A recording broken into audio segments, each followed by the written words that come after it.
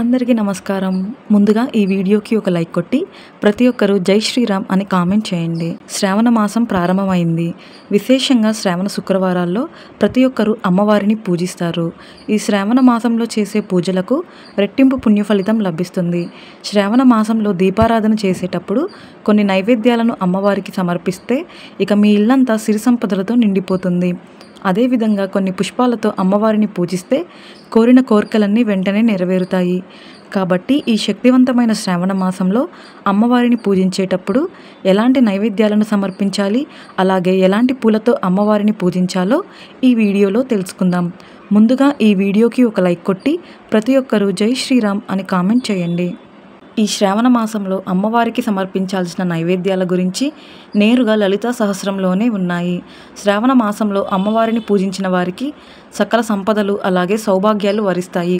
కాబట్టి ఈ శ్రావణ మాసంలో నిత్య దీపారాధన చేసేవారు అమ్మవారికి బెల్లం నివేదిస్తే మీ కుటుంబం అంతా ఆయురారోగ్యాలతో జీవిస్తారని వేద పండితులు వివరిస్తున్నారు. విశేషంగా బెల్లంతో చేసిన పొంగలి అంటే అమ్మవారికి మహాప్రీతి. బెల్లానికి అంటుదోషం ఉండదు. కాబట్టి అమ్మవారి పూజలో బెల్లంతో చేసిన పరమాన్నం కానీ బెల్లం ముక్కను కానీ నివేదిస్తే అమ్మవారి చల్లని చూపు మన కుటుంబంపై పడుతుంది. మరీ ముఖ్యంగా శ్రావణ శుక్రవారాల్లో అమ్మవారిని పూజించేటప్పుడు పాలతో చేసిన పాయసాన్ని నివేదించాలి. ప్రతి శ్రావణ శుక్రవారం ఇంట్లో పాలు పొంగించి ఆ పాలతో పాయసాన్ని తయారు చేసి అమ్మవారికి నైవేద్యంగా సమర్పిస్తే మీ కుటుంబంలో ఐశ్వర్యం వృద్ధి చెందుతుంది. క్రమక్రమంగా మీ ఇంటి సంపద పెరుగుతుంది. ఇక బెల్లంతో చేసిన బూరెలను అమ్మవారికి నివేదిస్తే విపరీతమైన అదృష్టం కలిసొస్తుంది.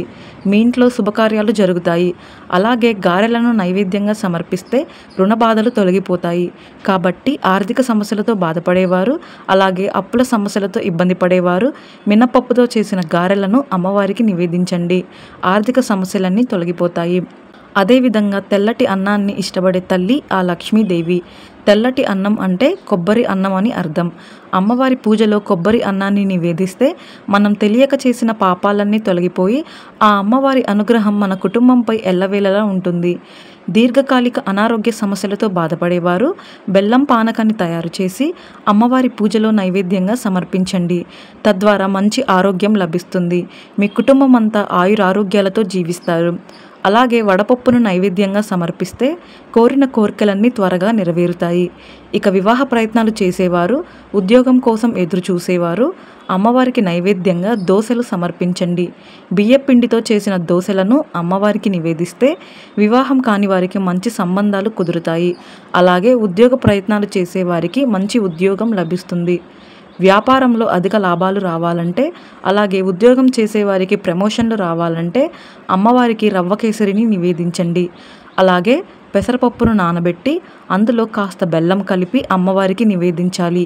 లేదా పెసరపప్పుతో పాయసాన్ని తయారు చేసి అమ్మవారికి నైవేద్యంగా సమర్పిస్తే అమ్మవారి కరుణా కటాక్షాలను సులభంగా పొందవచ్చు. అమ్మవారికి ఎంతో ఇష్టమైన పూలు మందార పుష్పాలు. ఈ శ్రావణ మాసంలో మందార పూలతో అమ్మవారిని పూజిస్తే అమ్మవారు ఎంతో సంతోషిస్తుంది. అదేవిధంగా ఎరుపు రంగు గన్నేరు పూలతో అమ్మవారిని పూజిస్తే బంగారు వెండి ఆభరణాలను ఎక్కువగా కొనుగోలు చేసే యోగం కలిసొస్తుంది. ఇక తెలుపు రంగులో ఉండే సన్నజాజి పువ్వులు, అలాగే మల్లెపూలతో లక్ష్మీదేవిని పూజిస్తే కోరిన కోరికలన్నీ వెంటనే నెరవేరుతాయి. అయితే విశేషంగా వరలక్ష్మి వ్రతాన్ని చేసేటప్పుడు నీలం రంగులో ఉన్న శంకు పుష్పాలతో అమ్మవారిని పూజిస్తే మీ పూజకు రెట్టింపు పుణ్య ఫలితం లభిస్తుంది. ఇక చాలామంది ఇళ్లలో తరచూ శుభకార్యాల్లో ఆటంకాలు ఏర్పడతాయి. అలాగే కొంతమంది కుటుంబంలో ఎల్లప్పుడూ కలహాలు ఏర్పడతాయి. అలాంటి వారు అమ్మవారికి నైవేద్యంగా పులిహోరను సమర్పించి ఆ పులిహోరను ప్రసాదంగా అందరికీ పంచిపెడితే ఇక మీ ఇంట్లో అన్ని శుభాలే జరుగుతాయి. కుటుంబంలో ఆనందాలు పెరుగుతాయి.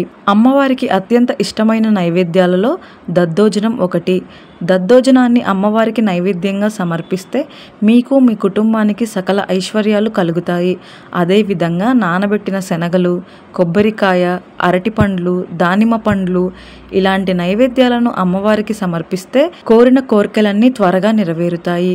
మీ పనుల్లో ఎలాంటి ఆటంకాలు ఏర్పడకుండా విజయాలను సాధిస్తారు. ఎర్ర గులాబీ పూలతో లక్ష్మీదేవిని పూజిస్తే మీ కుటుంబానికి అష్ట ఐశ్వర్యాలు ప్రాప్తిస్తాయి.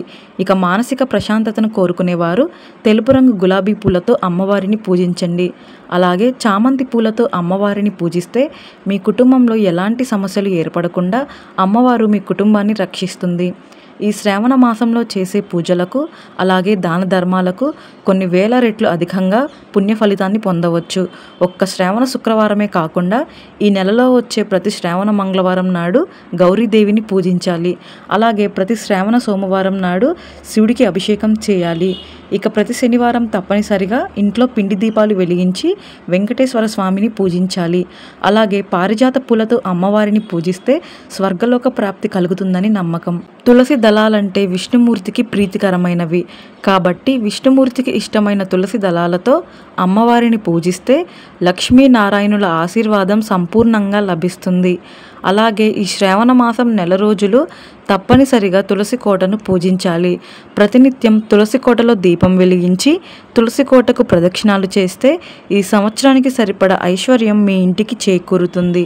విశేషంగా ఈ శ్రావణ మాసంలో ఇంట్లో దీపారాధన చేసేటప్పుడు ఆవు నెయ్యితో దీపం వెలిగిస్తే చాలా మంచిది. ఆవు నెయ్యి లక్ష్మీదేవికి ప్రీతికరమైనది కాబట్టి ఆవు నెయ్యితో దీపారాధన చేస్తే మీరు చేసే పూజలకు విశేషమైన పుణ్య ఫలితం లభిస్తుంది. ఇక ప్రతి శ్రావణ శుక్రవారం నాడు ఇంటి గడపలకు తప్పకుండా పసుపు రాసి లక్ష్మీదేవిని విశేషంగా అలంకరించి ఇంట్లో పూజ చేసుకోవాలి. విశేషంగా ఈ శ్రావణ మాసంలో తమలపాకు పైన దీపారాధన చేస్తే చాలా మంచిది. సంపదలకు దేవతైన లక్ష్మీదేవికి కొబ్బరికాయ అంటే మహాప్రీతి కాబట్టి ప్రతి శుక్రవారం తప్పనిసరిగా అమ్మవారి పూజలో కొబ్బరికాయను నివేదించండి. ఇక లక్ష్మీదేవికి ఎంతో ఇష్టమైన జంతువు ఏనుగు కాబట్టి లక్ష్మీదేవి పూజలో తప్పనిసరిగా చిన్న సైజులో ఉన్న ఏనుగు విగ్రహాలను ఏర్పాటు చేసుకోండి. మీ శక్తి కొలది అమ్మవారికి ఏం నివేదించినా భక్తి శ్రద్ధలతో అమ్మవారిని పూజించండి. భక్తి శ్రద్ధలతో అమ్మవారిని పూజిస్తేనే అమ్మవారి అనుగ్రహం కలుగుతుంది. ఈ వీడియో మీకు నచ్చితే లైక్ చేసి సబ్స్క్రైబ్ చేసుకోండి. జై శ్రీరామ్.